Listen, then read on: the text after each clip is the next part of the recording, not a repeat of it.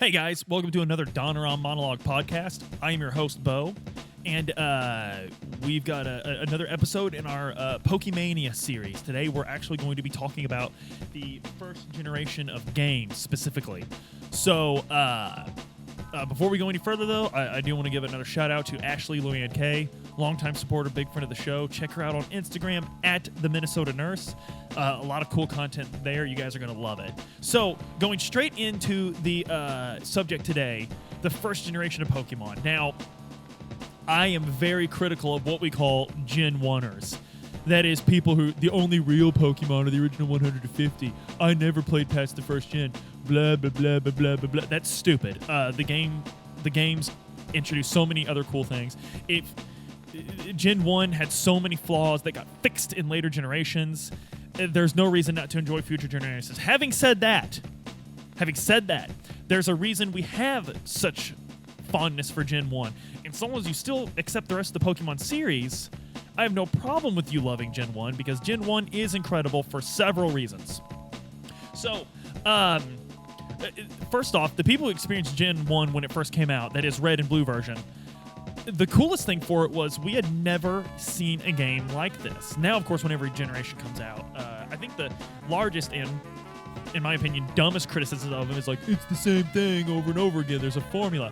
Of course there's a formula. That's why these are sequels. If you're just releasing an entirely different game each time without following any sort of formula ever, then you hardly have enough to call it a sequel. But anyway, so the concept of Pokemon, for the two people that are unfamiliar, is you capture these monsters known as Pokemon, which is a portmanteau of pocket monsters, and you train them to fight and love you and be your best friend forever. And that's really all there is to it. The stories have evolved over time, but it still centers around you becoming champion of the Pokemon League, which is the organized league that deals with the breeding, training, and battling, and later beauty competitions of Pokemon. Beauty competitions did not exist in Gen 1. And actually, let's just run down the things that didn't exist in Gen 1 so you know what you're missing out on if you're one of those Gen 1 only people. Things that didn't exist in Gen 1. You could not breed Pokemon. In fact, Pokemon didn't have gender. None of them did. Can I get to it? Can I finish? I feel like Ross Perot. Can I finish? I'm sorry. Can I finish? So Ross Perot was another 90s, but that fad died pretty hard. We have where was I even? Oh, gender. Nidoran male and Nidoran female had genders, but it didn't really matter because that just meant there was two different evolutionary lines, not that you could actually breed these Pokemon. So there were no eggs, so Pokemon did not have egg types. There was no Dark and Steel type. There was definitely no Fairy type. Eevee only had 3 evolutions. What else am I missing here?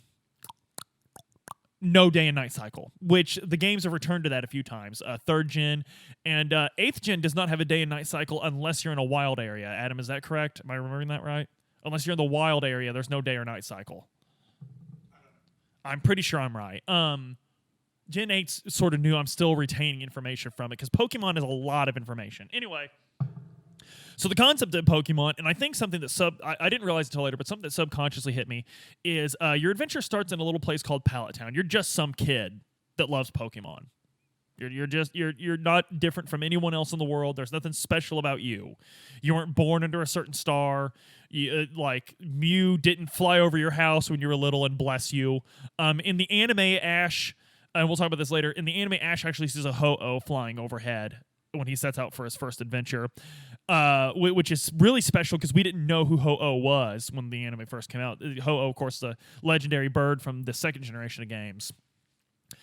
But so you're just somebody, and you go downstairs, and your mom's like, "Oh, your Pokemon adventure's about to begin," because in this world they send their 10-year-olds out to fight criminal organizations and become the best Pokemon trainer in the world by traveling by foot across a modern world, all on their own. I think you start off with like $300. You can start off with the $300 and your mom saying good luck. So you got to go to the Oak Labs to pick up your Pokemon. But for whatever reason, the game shoves you to the north to go walk in the tall grass. And this is a no-no. So Professor Oak, personally, Professor Oak is like he's the Neil deGrasse Tyson of the Pokemon world. Great guy. He has beers with the boys on Sunday. He comes up and he's like, hey, you can't walk in tall grass because there's wild Pokemon there. This implies that wild Pokemon will kill you if you do not have a Pokemon of your own. 10-year-old boy. So Oak drags you back to his lab where you grew up with the actual special person in this game, Oak's grandson, the heir apparent to the Pokemon League Championship. And he's like, hey, Gramps, I want a Pokemon, because it's already heavily implied that he's called Gary in the anime and a lot of the media afterwards, but I think canonically he is blue or red depending on what version you're playing, and you are blue or red depending on what version you're playing. Gary is an option to pick, and Ash is an option to pick as well, but I believe that's only in America to sort of cross-promote the anime. I believe. So he's there and he's like, Gramps, give me a Pokemon. And Oak's like, hey, settle down, you'll get one. So this sort of implies that Gary just sort of feels like it belongs to him. Like he just sort of feels like he's supposed to be the greatest of all time. But you get to pick your Pokemon first. And if you want, like, just go to Etsy and search, like, choose Pokemon. You'll find so many embroideries and, like, decoupages of this screenshot of just you staring at the 3 Pokeballs on the table and Oak saying, choose anyone you like. And you can go through and you can check them, and you have the Fire-type Charmander, you have the Water-type Squirtle, and you have the Grass-type Bulbasaur. So this lasts forever. This is one Pokemon tradition that's never changed. You always get to pick between 3, and it will always be grass, fire, or water. The only exceptions are, of course, yellow version, you just get a Pikachu, and that's it, because the yellow version is the anime game. It's a game based 100% on the anime. Another exception, of course, is Let's Go Eevee and Let's Go Pikachu, a Gen 1 remake that combines elements of Pokemon Go and the original first-generation Pokemon. And in that, depending on if you picked Eevee or Pikachu, you get an Eevee or a Pikachu. You can see Adam's a dumbass and bought Eevee, even though you can't evolve the Eevee, so it's the stupidest thing in the world to have a stupid Eevee fall on you when it doesn't even evolve. Especially considering that in Gen 1, Eevee had the best evolution ever. It could turn into a Jolteon, which in Gen 1 competitive was the Mewtwo killer because it's the fastest Pokemon in the game, meaning it will always go first on turn, and you can teach it Pin Missile, which is a bug-type move, and since every idiot's going to have a Mewtwo on their team, you could just have a Jolteon that knows Pin Missile, and you're going to beat that Mewtwo every time, leaving a chance for your Mewtwo to come out and wipe the rest of their team. I hate Adam's opinions of video games. I hate him. He's stupid. So, anyway, you pick this Pokemon, and you go on this adventure, and so you want to become Pokemon League champ, but Oak's like, hey, do me a favor, man. I'm old. I can't do it anymore. I want to catalog every Pokemon species we know about, so I'm going to give you this Pokédex, and I need you to fill it out for me. So, from here on out, every Pokemon generation, there will be a professor that, in addition to your Pokemon League journey or quest, because Pokemon eventually gets actual quests and stories, you'll be given a Pokédex to fill out as well. So you're like, yeah, Oak, I could do that, man. That's no problem. And you go on this adventure, and honestly, the adventure of 1 just has so much, like, because along the way, the closest thing you have to, like, a central story is along the way you discover Team Rocket. And Team Rocket is an organized crime syndicate that eventually you find out the conspiracy goes all the way to the top, brother, because there is a gym leader that is actually the leader of Team Rocket. So you can see the corruption's very, very thick here. It's analogous to the U.S. federal government, really. And the adventure to this is probably one of my favorite aspects of it. We were actually talking to the Discord the other day. Actually, one of our first Patreon supporters, Lesser Metal, and I were talking about how the adventure in Pokemon always appeals to us. Like I'll admit, when I take a walk in my hometown, which I do often, my hometown's very like pallet town. There's only 4 houses. No one knows about it. There's a crazy old man handing animals to 10-year-olds to go on their adventure with. But I still think of the Pokemon music and stuff. Actually, there's a great album called Kanto Reorchestrated. It's all the Kanto music fully orchestrated. It's a fantastic album. I'll listen to it every once in a while when I'm on a walk. One of my favorite video game records ever. But that's through Gen 1, you discover, because no one was really there to hold your hand, and the game doesn't tell you this, but you discover things. Like, for instance, certain Pokemon will only evolve when you trade them, and you had to trade in Gen 1. Now, most kids, because I lived in a really rural area where I grew up, maybe you kids in the bigger city don't remember this, but most of us just had 2 versions of the game and would borrow a Game Boy and trade ourselves to fill out our Pokedex. We would play both versions alongside each other. I don't really consider it cheating because we didn't really have an option. But although I do remember a lot of link cables and a lot of battling on Recess, and this was sort of the beginning of we've talked about this before. The older people where I grew up did not understand all this shit at all. Like, they did not get why we'd want to waste time on this. So I remember getting in trouble a lot on Recess for the simple fact that I should have been climbing the tornado slide, but instead I was sitting down with a friend trading Pokemon. But you know what? Thank goodness for it, because I think I turned out a better person for it. But anyway, if you go through your little adventure, you collect all these Pokemon. I think I typically have about 70 in my decks by the time I get to the Elite Four.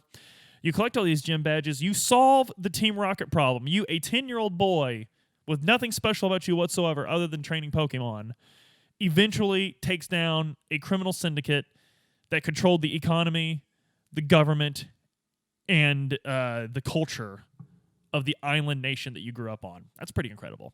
So eventually you get to the Elite Four, because this is what you want to do in the first place. The Elite Four are the 4 best trainers in the whole world, in that region, in that league, and you have to beat them. And the Elite Four I usually beat pretty handily. It's the champion that gives me trouble sometimes. And the champion, of course, is your rival. He made it there. The whole game, every time you go to a gym, there's 2 names on the gym plaque. I mean, there's 1 name on the gym plaque, and it's always his. He always beats you, just by a teensy tiny bit. But eventually you catch up to him. He's champion, but he has a short-lived reign as champion, because you will beat him, of course. And after that, no one ever challenges you for the championship. In fact, in Gen 2, you go challenge the character from Gen 1 on Mount Silver. That's one of the things. It's a mountain that exists between Johto and Kanto, and you can climb to the summit and challenge him. He's still Pokemon champion, and he's overall champion. He's the undisputed champion. He's Chris Jericho in the year 2000. I believe it was the year 2000 when Chris Jericho became undisputed champion. But which of course combined the WWF championship and the World Heavyweight Championship. He won both titles in one night against Triple H. But we had a lot of cool stuff going on at this time in the world. So Gen 1, like I said, Gen 1 is the video game. It was the centerpiece to this cultural revolution of Pokemania. Everyone that played video games was playing this game. Everyone. All of us. I had UO friends that would stop playing UO to play more Pokemon. And we had already played games way more advanced than Pokemon, honestly. We'd already played Final Fantasy VII. We had already played Xenogears, which, if you haven't listened to our Xenogears podcast, go back and listen to one of the most complicated and beautiful stories in video game history. Do yourself that favor. But we already had all these games, but there's something about the simplicity and originality of Pokemon Gen 1 that we loved, and you could tell how much we loved it because they basically just keep upgrading that game with every release. That's all you're getting. You're just getting an upgraded version of that game.